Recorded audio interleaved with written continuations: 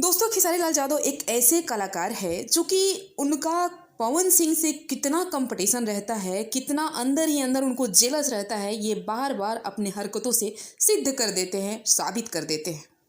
ये बातें शायद सुन के आप जो उनके फैंस होंगे तो उनको अब बुरा लगेगा, पर ये हकीकत है और 110% सच है। दोस्तों आप लोगों ने देखा होगा, अभी मतलब पहले जो करते थे तो करते थे, अब जब से उनका और पवन सिंह का रिश्ता पब्लिकली सही हुआ है उसके बाद से भी जैसे ही पवन सिंह के फिल्म हर हर गंगे का डेट अनाउंसमेंट होता है वो अपनी फिल्म उसी दिन छोड़ेंगे। जैसे ही उनके कोई गाने आते थे पहले, वैसे ही उनका भी गाना उसी दिन आता था। मतलब वो राह देखते रहते हैं कि कब पवन सिंह का कोई चीज़ रिलीज हो रहा हो, उसी दिन हम भी छोड़ेंगे, ताकि या तो उनके कंपटीशन में मुझे व्यू मिले, नहीं तो उनका व्यू कटे। दो ही रीजन होता है।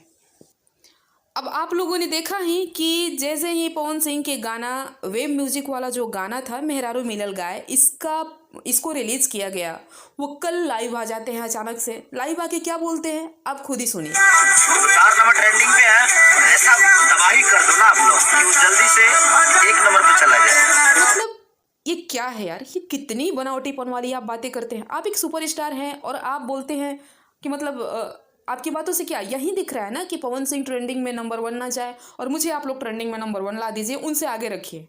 लेकिन भैया फैंस तो फैंस होते हैं और अपना पावर दिखा ही देते हैं। देख लीजिए, आपके लाइव आने के बावजूद भी आपका पावर क्या है। और पवन सिंह बिना लाइव आए भी उनका कमाल देखिए कि सुबह से ही, रात से ही नंबर 1 पर मेन सेक्शन में ट्रेंडिंग पर बैठे हुए हैं। और अभी जब तक मैं वीडियो बना रही हूँ ये गाना 2 मिलियन व्यू क्रॉस कर चुका है और नंबर 4 पर म्यूजिक सेक्शन में ट्रेंड कर रहा है। दोस्तों ये गाने पे कल भी बवाल भी हो जाता, लेकिन कल वजह हो गया इंडिया और साउथ अफ्रीका का मैच, जिसमें कि सभी लोग उसी में बिजी हो गए। अब भला गाना कौन देखेगा।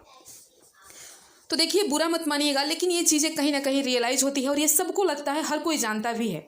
हर रोज़ लाइव आ जाना, बिना मतलब का ज्ञान देना, ये क्या है यार। इतना ज्ञान सुपरस्टार हो के आप खुद को विराट कोहली से कंपेयर करते हैं और बोलने का तरीका क्या है।